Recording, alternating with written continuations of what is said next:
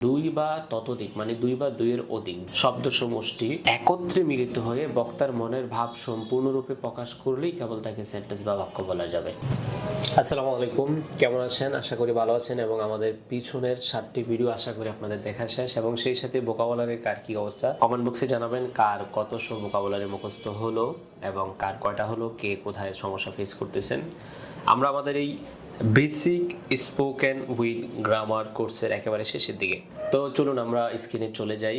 আমি আবারও বলি, যারা ইংরেজিতে একেবারে অ্যাডভান্স বা যারা আইএলটিএস অথবা বেসিকটা খুবই ভালোভাবে জানেন, আইএলটিএস করার জন্য চিন্তা করতেছেন বা বেসিকে কোনো প্রবলেম নেই, তাদের জন্য কিন্তু এই কোর্সটা না। এই কোর্সটা হচ্ছে একেবারেই যারা ইংরেজিতে দুর্বল, কিছুই পারেন না, মূলত এই কোর্সটা হচ্ছে তাদের জন্য। আমরা শুরু করি সেন্টেন্স থেকে। সেন্টেন্স মূলত আমরা জানি এখানে কিছু বিষয় আছে, এগুলো আপনারা যাদের কাছে বইটা আছে বই থেকে একটু রিডিং পড়ে নেবেন, আর যাদের কাছে বইটা নাই আপনারা একটু খাতা কলমে নোট করে রাখবেন। তো চলুন, দুই বা ততোধিক শব্দ সমষ্টি একত্রে মিলিত হয়ে, দেখেন দুই বা ততোধিক মানে দুই বা দুইয়ের অধিক শব্দ সমষ্টি একত্রে মিলিত হয়ে বক্তার মনের ভাব সম্পূর্ণরূপে প্রকাশ করলেই কেবল তাকে সেন্টেন্স বা বাক্য বলা যাবে। অর্থাৎ একজন মানুষ একটি কথা যদি বলে এবং এই কথা দিয়ে যদি আপনি একটি অর্থ বোঝেন, এক কথায় মানে আমি এখন ইংরেজি শিখতেছি, এই বাক্যটা দিয়ে কিন্তু আপনি একটি অর্থ বুঝছেন, এটা সেন্টেন্স হবে। আর কেউ যদি বলে আমি এখন ইংরেজি আর কিছু বললো না, এটা কিন্তু সেন্টেন্স হবে না, মনের সম্পূর্ণ ভাবটা প্রকাশ পায় না, এটাকে সেন্টেন্স বলা যাবে না। এটাই বলা হয়েছে মূলত এখানে। উদাহরণটা আমরা লক্ষ্য করি, আমরা প্রতিদিন ইংরেজি অনুশীলন করি, উই প্র্যাকটিস ইংলিশ এভরিডে। একটি বাক্যে দুটি অংশ থাকে, সাবজেক্ট এবং অবজেক্ট। সাবজেক্ট কাকে বলে? সেটা হচ্ছে যার সম্বন্ধে বা যাকে উদ্দেশ্য করে কিছু বলা হয়। অবজেক্ট বাক্যের যে অংশে সাবজেক্ট সম্পর্কে কিছু বলা হয়। মানে কেউ যদি বলে যে আমি হই একজন ডাক্তার, আমি হই একজন ডাক্তার, এই ডাক্তারটা মূলত কে? আমি। তো এখানে আমি সাবজেক্ট আর অবজেক্ট হচ্ছে মূলত হচ্ছে ডাক্তার। বাক্যের যে অংশে সাবজেক্ট সম্পর্কে কিছু বলা হয় এটা হচ্ছে মূলত অবজেক্ট, আর যার সম্বন্ধে বা যাকে উদ্দেশ্য করে কিছু বলা হয় সে হচ্ছে সাবজেক্ট। আমি যেখানে ডাক্তার বললাম, এই ডাক্তারটা কিন্তু আমাকে বলা হয়েছে। আমরা উদাহরণটা, বইয়ের উদাহরণটা খেয়াল করি। এখানে Brazil has won the world cup, Brazil বিশ্বকাপ জিতেছে। এখানে খেয়াল করুন, এখানে সাবজেক্ট হলো ব্রাজিল আর অবজেক্ট হলো ওয়ার্ল্ড কাপ। এখন আমরা আসি সেন্টেন্সের প্রকারভেদ। সেন্টেন্স তো আমরা বুঝলাম, সাবজেক্ট বুঝলাম, অবজেক্ট বুঝলাম। পরবর্তী ধাপ হচ্ছে সেন্টেন্স কত প্রকার। সেন্টেন্স হচ্ছে মূলত অর্থের দিক থেকে, গঠনের দিক থেকে প্রধানত দুই প্রকার। অর্থের দিক থেকে, গঠনের দিক থেকে। এবার আসা যাক অর্থের দিক থেকে সেন্টেন্স 5 প্রকার। আমরা এখানে অর্থের দিক থেকে সেন্টেন্সের প্রকারভেদ নিয়ে আলোচনা করব, আর গঠনের দিক থেকে সেন্টেন্সের প্রকারভেদ পরবর্তী অন্য একটি অধ্যায়ে আলোচনা করা হবে। অর্থাৎ আমরা এই কোর্সে শুধু অর্থের দিক থেকে সেন্টেন্স, যেটা বেসিক ইংরেজি শেখার জন্য খুবই জরুরি, এটাই আমরা শিখব। আর গঠনের দিক থেকে এটা একটু অ্যাডভান্স পর্যায়ে পড়ে, এটা অন্য কোনো কোর্সে এটা আলোচনা করব। তো চলুন, অর্থের দিক থেকে সেন্টেন্স হচ্ছে 5 প্রকার: assertive sentence, interrogative sentence, imperative sentence, operative sentence, exclamatory sentence. এখন অপারেটিভ সেন্টেন্সটা মূলত কাকে বলে, আমরা এখন সংজ্ঞাগুলোতে চলে যাই।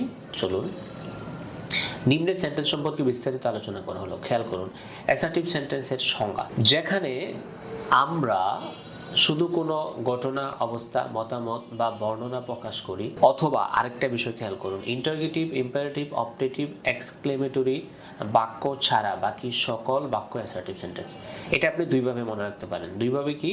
প্রথমে হচ্ছে যে বাক্যে যেখানে আমরা শুধু কোনো ঘটনা, অবস্থা, মতামত বা বর্ণনা প্রকাশ করি, এটাকে অ্যাসার্টিভ সেন্টেন্স বলে। এটা দিয়ে যদি আপনি বোঝেন ভালো ভালো, আর যদি এটা দিয়ে না বোঝেন, আর একটা সহজ টেকনিক হচ্ছে এই 4টার মধ্যে যদি কোনোটার মধ্যেই না পড়ে, তাইলে বাকি সবগুলো হবে কি? অ্যাসার্টিভ। এটা এখানে বলা হয়েছে, ইন্টারোগেটিভ, ইম্পারেটিভ, অপারেটিভ, এক্সক্লেমেটরি বাক্য ছাড়া বাকি সকল বাক্য অ্যাসার্টিভ সেন্টেন্স। এই দ্বিতীয় অংশটা হলো মনে রাখার আরেকটা টেকনিক। এখন প্রথম অংশ দিয়ে যদি আপনি মনে রাখতে পারেন ভালো, না হয় দ্বিতীয় অংশ আপনি প্র্যাকটিস করতে পারেন বা শিখতে পারেন। আচ্ছা, খেয়াল করেন, আমি বই পড়তে ভালোবাসি, এটা কি প্রশ্নবোধক? প্রশ্নের মধ্যে পড়ছে, ইম্পারেটিভের মধ্যে পড়ছে, ইম্পারেটিভে পড়ে নেই। ইম্পারেটিভে পড়ে নেই, এটা আপনি কিভাবে বুঝবেন? ইম্পারেটিভটা পড়ার পর, অপারেটিভ পড়ার পর, এক্সক্লেমেটরি পড়ার পর বুঝবেন যে আমি বই পড়তে ভালোবাসি। এই সেন্টেন্সটা উপরের তিনটার কোনোটার মধ্যেই পড়ে নাই এই জন্য, বা চারটার কোনোটার মধ্যেই পড়ে নাই এই জন্য এটা আমরা অ্যাসার্টিভ সেন্টেন্স ধরতে পারি। আচ্ছা, আমি সব উদাহরণগুলো পড়তেছি না যেহেতু ভিডিও লম্বা হয়ে যাবে। আমরা ইন্টারোগেটিভ সেন্টেন্সটা একটু বোঝার চেষ্টা করি। ইন্টারোগেটিভ সেন্টেন্সটা মূলত কাকে বলে? যে সেন্টেন্স দ্বারা কোনো প্রশ্ন করা হয় তাকে ইন্টারোগেটিভ সেন্টেন্স বলে। ডু ইউ নিড সাম মানি? তোমার কিছু টাকা লাগবে, এটাই মূলত। আচ্ছা ঠিক আছে, তারপর আসা যাক, হোয়াট ইজ ইউর অ্যাড্রেস? আপনার ঠিকানা কি? এটা দিয়েও কিন্তু কি প্রশ্ন করা হয়েছে। ইন্টারোগেটিভ একটা নোট আমরা খেয়াল করি। ইন্টারোগেটিভ নিয়ে শেষের দিকে বিস্তারিত আলোচনা দেওয়া আছে। ইন্টারোগেটিভ নিয়ে আরও আলোচনা আসবে পরবর্তীতে। আপাতত এটাই শিখে রাখুন যে স্বাভাবিকভাবে কোনো বাক্য দ্বারা যদি প্রশ্ন করা হয় এটাকে বলা হবে প্রশ্নবোধক অথবা ইন্টারোগেটিভ সেন্টেন্স। আচ্ছা, ইম্পারেটিভ সেন্টেন্স কাকে বলে? 3 নম্বরে যেটা, সেটা হচ্ছে যে সেন্টেন্স দ্বারা আদেশ, নিষেধ, উপদেশ, অনুরোধ, অনুমতি, প্রস্তাব এগুলো বোঝায় তাকে ইম্পারেটিভ সেন্টেন্স বলবে। 6টা। এখানে আমাকে খেয়াল রাখতে হবে, ইম্পারেটিভ সেন্টেন্স মূলত 6টা বোঝাবে: আদেশ, নিষেধ, উপদেশ, অনুরোধ, অনুমতি, প্রস্তাব। এটা মুখস্থ করে ফেলেন একেবারে, অনেকের ইম্পারেটিভ সেন্টেন্সটাতে একটু ঝামেলা হয়। আদেশ, নিষেধ, উপদেশ, অনুরোধ, অনুমতি, প্রস্তাব, এই 6টা যদি বোঝায় তাহলে এটা দিয়ে কি ইম্পারেটিভ সেন্টেন্স বোঝানো হবে বা তাকে ইম্পারেটিভ সেন্টেন্স বলা হবে। এখন ইম্পারেটিভ সেন্টেন্সের আবার প্রত্যেকটার আলাদা করে গঠন প্রণালী আছে। যে যদি আদেশ বা উপদেশ বোঝায় তাহলে আমি বাক্যটা কিভাবে গঠন করব, যদি নিষেধ বোঝায় আমি কিভাবে বাক্য গঠন করব, যদি উপদেশ বোঝায় আমি কিভাবে বাক্য গঠন করব। তো চলুন আমরা স্ক্রিন থেকে এই বিষয়টা শেখার আমরা চেষ্টা করি। সেম গঠন প্রণালী কিন্তু অ্যাসার্টিভের, ইন্টারোগেটিভের আছে। অ্যাসার্টিভের, ইন্টারোগেটিভের গঠন প্রণালীটা এখান থেকে শেখার দরকার নাই, এটা আপনারা অলরেডি টেন্সেই শিখে চলে আসছেন। টেন্সে কিভাবে শিখে চলে আসছেন এটা আপনারা একটু সামনে গেলেই বুঝবেন, পরবর্তী ভিডিওতে বা এই ভিডিওতে আপনারা বুঝে যাবেন। তো আপাতত অ্যাসার্টিভ, ইন্টারোগেটিভ মাথায় রাখেন, যেটা আমি শিখে ফেলছি। ইম্পারেটিভের গঠন প্রণালীটা এই ভিডিওতে শিখেন। প্রথমত হচ্ছে আমাদের আদেশ, উপদেশ বোঝালে গঠন প্রণালীকে খেয়াল করুন। ভার্ব ওয়ান এক্সটেনশন মানে কি? অতিরিক্ত অংশ। ভার্ব ওয়ান থাকবে, সাথে কি অতিরিক্ত অংশ থাকবে। যেমন গো আউট, এই গো হচ্ছে কি আমার এখানে ভার্ব, আর আউট হচ্ছে বাহির। তাইলে কেউ যদি বলে গো আউট, বাহিরে যাও, তাইলে ইম্পারেটিভের যদি আদেশ আর উপদেশ বোঝায় তাহলে আমি বাক্য কিভাবে গঠন করবো, আমার সূত্র কি বা আমার রুলস কি? এই সূত্র বা রুলস হইলো এটা, ভার্ব ওয়ান। তারপর হচ্ছে অতিরিক্ত অংশ থাকলে আমি যুক্ত করব বা এক্সটেনশন যেটাকে বলা হচ্ছে, না থাকলে আমার ওটা যুক্ত হবে না। যদি শুধু এখানে গো থাকে, আপনি কাউকে যদি সামনে দাঁড়ায় বলেন গো, বাইরে যাও, গো যাও, ইট খাও, স্লিপ ঘুমাও, কাম আসো, আপনি শুধু অতটুকু বলতে পারেন ভার্ব ওয়ান। আচ্ছা, যদি নিষেধ বোঝায় তাহলে আমি কি করবো? এই যে ভার্ব ওয়ানের সামনে শুধু আমি ডু নট লাগাই দেবো, ঠিক আছে? ডোন্ট অথবা do not. Don't open the door, দরজা খুলবেন না, অথবা দরজাটি কি খুলবেন না, ঠিক আছে? তারপর অনুরোধ বোঝালে কি হবে? আমার ভার্ব ওয়ানের সামনে আমি প্লিজ যুক্ত করব, তারপর ভার্ব ওয়ান, তারপর আমার এক্সটেনশন যদি থাকে, না থাকলে না। এক্সটেনশন সবগুলোর ক্ষেত্রেই যদি থাকে দিবেন, না থাকলে কিন্তু ওটা থাকতে হবে, ম্যান্ডেটরি না। প্লিজ হেল্প মি, আমাকে সাহায্য করুন, এটা দিয়ে অনুরোধ বোঝানো হয়েছে। অনুরোধ বোঝানোর কারণে কি হয়েছে এখানে? অনুরোধ বোঝানোর কারণে যেটা হয়েছে, এটা আমার ইম্পারেটিভ সেন্টেন্স হয়ে গেছে। আর এটার গঠন হচ্ছে কি? Please verb one plus extension. আচ্ছা, যদি অনুমতি বোঝায় কাউকে, বা আপনি অনুমতি নেন বা অনুমতি দিয়ে আপনি বাক্য গঠন করতে চান, তাহলে আপনি এটা কি করবেন? সেটা হইল let plus objective case plus verb plus extension. প্রথমে আপনি লেট দিতে হবে, এই যে LET, লেট, LET, লেট, এইটা দিতে হবে আপনাকে। তারপর অবজেক্টিভ কেস।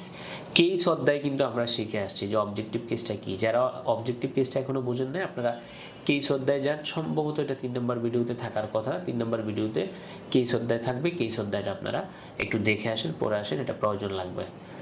আচ্ছা, তাইলে আমার কি করতে হবে? যদি অনুমতি বোঝায়, আমি তো সূত্র বা গঠন প্রণালী শিখলাম let objective case plus verb plus extension. তাহলে আমার একটা উদাহরণ দিই, example let me go out. এই যে মি অবজেক্টিভ কেস, প্রথমে আমি লেট দিলাম, তারপর আমি কি দিলাম? অবজেক্টিভ কেস দিলাম, তারপর ভার্ব দিলাম গো, তারপর এক্সটেনশন আউট, আমাকে বাইরে যেতে দাও। প্রস্তাব বুঝালে, ঠিক আছে? প্রস্তাব বুঝালে কি বোঝায়? প্রস্তাব বুঝালে গঠন প্রণালী কি হয়? লেটস, উপরে শুধু ছিল লেট, এখন হবে লেট অ্যাপোস্ট্রফি প্লাস এস, একসাথে হবে এটা লেটস। ভার্ব ওয়ান এক্সাম্পল কি হবে? লেটস গো, চলো যাই, লেটস গো, চলো যাই। তো আশা করি ইম্পারেটিভ সেন্টেন্সটা বুঝতে পেরেছেন।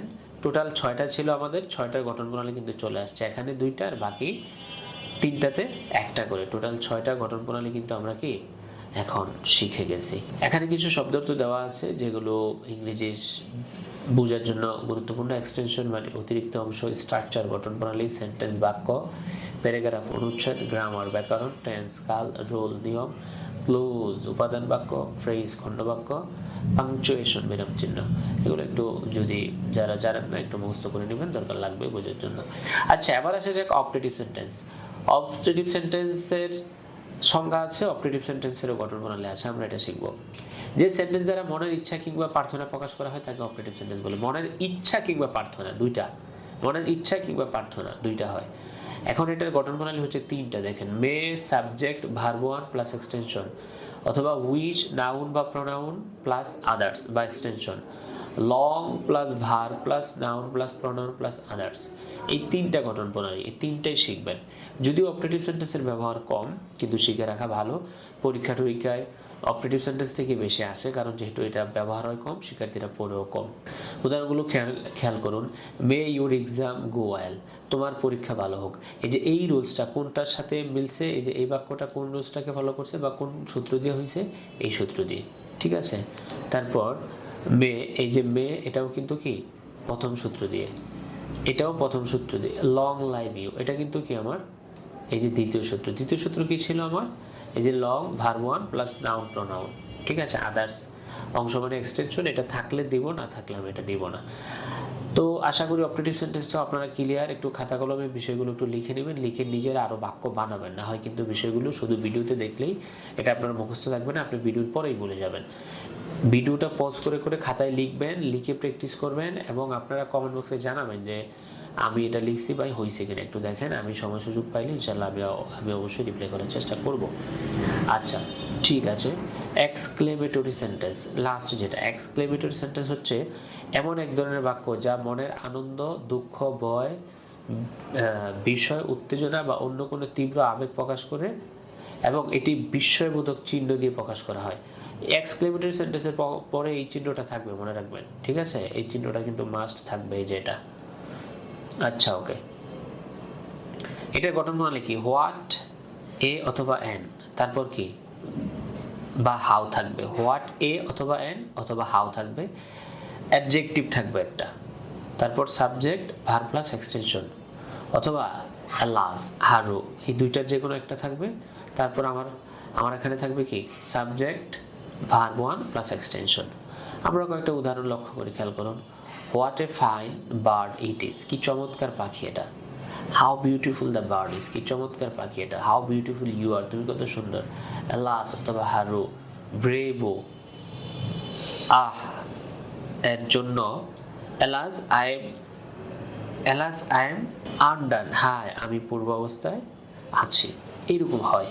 আশা করি বুঝতে পেরেছেন, সেন্টেন্স শব্দটা খুব ভালোভাবে বুঝবেন।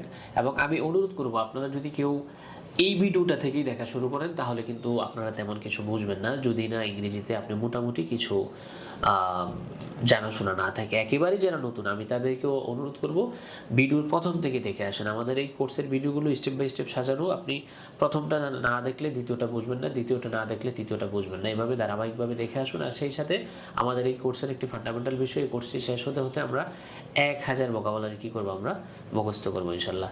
তো আমি আপনাদেরকে অনুরোধ করব, যারা প্রথম ভিডিওটি দেখেননি তারা প্রথম ভিডিওগুলো দেখে স্টেপ বাই স্টেপ আসতে থাকুন। আর যারা ভিডিওগুলো দেখে ভিডিওটা দেখতেছেন, যদি আপনারা কোথাও কোনো সমস্যা ফেস করেন কমেন্ট বক্সে জানাবেন, আমি উত্তর দেওয়ার চেষ্টা করব। আমাদের ফেসবুক পেজে লাইক দিয়ে আমাদের পাশে থাকুন, আমাদের ইউটিউব চ্যানেলটি সাবস্ক্রাইব করুন। দেখা হচ্ছে পরবর্তী ভিডিওতে। আসসালামু আলাইকুম।